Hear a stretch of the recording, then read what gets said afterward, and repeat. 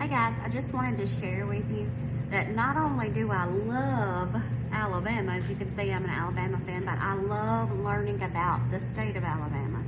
It is so exciting to me, and teaching Alabama history is something that I've always wanted to do. A few years ago, I got the opportunity to go to Washington, D.C., and I got to see so many landmarks there. My favorite was the Lincoln Memorial, and I won't ever forget standing there, and I got to stand in the actual spot where Martin Luther King gave his I Have a Dream speech. I have chills now just thinking about it, but I won't ever forget being there. And ever since that trip, I have had a fire in me. I want to know more about history, and so when I just want to know more about history, and I want to know more about Alabama history. This is where we came from. You're going to be so glad that you had this class one day, and you're going to have information about our great state and our county that you'll be able to share and pass down to your children one day. With that said, today I want to read you a speech that Tecumseh gave. All right, this is the background to it. Prior to the War of 1812, the British and the Spaniards had been forging alliances with Indians on the American frontier to try to slow down American expansion and therefore power. One significant Indian chief, the Shawnee chief Tecumseh, used his time and support to try to build an Indian confederacy along the western edge of the American frontier. Tecumseh's Shawnees were based predominantly in current-day Indiana, Illinois, and western Kentucky, but were historically linked to the Creek people of current-day Alabama and Georgia. Tecumseh traveled to Alabama to rally the Creeks to war against the whites in the region. So he went from tribe to tribe to try to rally troops to fight against the settlers coming in. This is his speech. Picture it, the Creeks, there's a campfire. You ever been around a campfire? Everybody is dressed in their tribal attire. There's a campfire, and Tecumseh is getting ready to give his speech. And this is what he had to say. In defiance of the white warriors of Ohio and Kentucky, I have traveled through their settlements, once our favorite hunting grounds. No war whoop was sounded.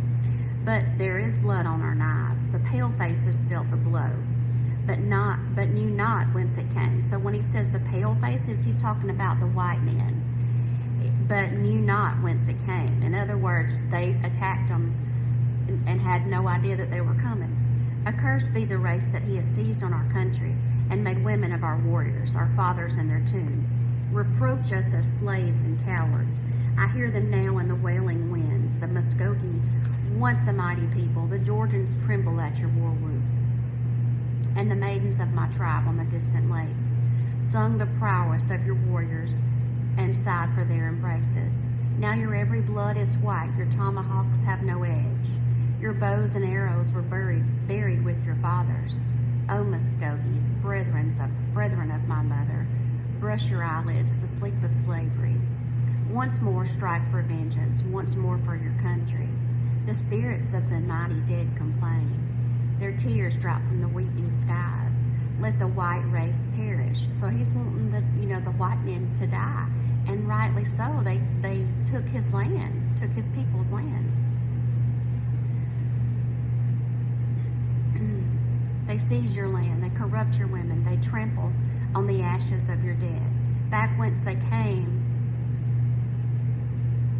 upon a trail of blood, they must be driven back to the great water whose accursed waves brought them to our shores, burn their dwellings, destroy their stock, slay their wives and children. So he's saying burn everything down, everything they own, and kill their children and wives.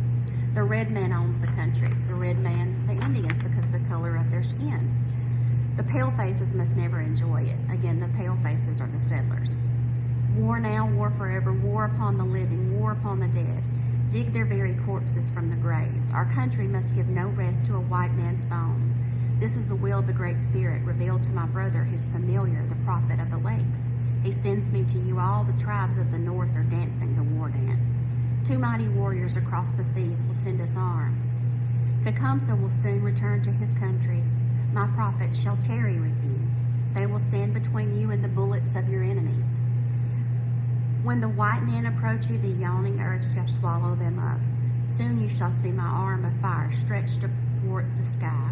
I will stamp my foot at Tippecanoe, and the very earth shall shake. So, at the Battle of Holy Ground, which occurred sometime after, the prophets left by Tecumseh predicted that the earth would yawn and swallow up General Claiborne and his troops. Tecumseh refers to the King of England and Spain, who supplied the Indians with arms at Detroit and at Pensacola.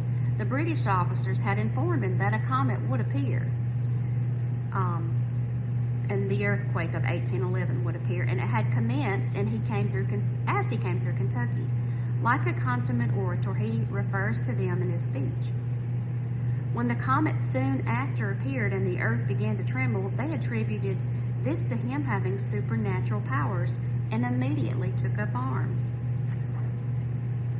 And in your social studies book, you read this week, they call it Stars Fell on Alabama. The legend goes that Tecumseh said a fire from the sky would fall on Alabama. This would prove the rightness of his plan.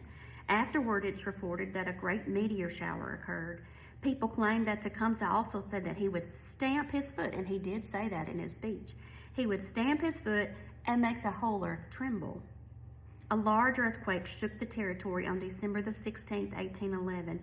Many people believe that Tecumseh caused the meteor shower and the earthquake. I'm curious as to what you believe.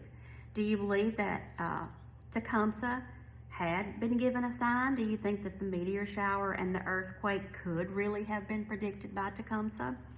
Leave your comments below. I'm just interested to see. But after he gave his speech, he gave them the opportunity to vote whether they wanted to fight or not.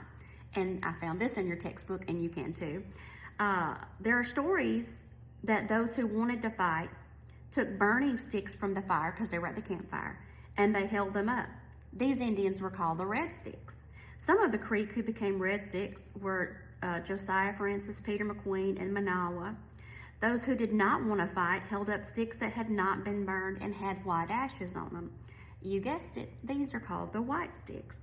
The disagreement between the Red Sticks and the White Sticks turned into a tribal civil war. This tribal civil war led to the Creek Indian War of 1813 to 1814, which is about the time period that we're at now. I hope you're as excited to learn about this as I am, and I hope you have a great day.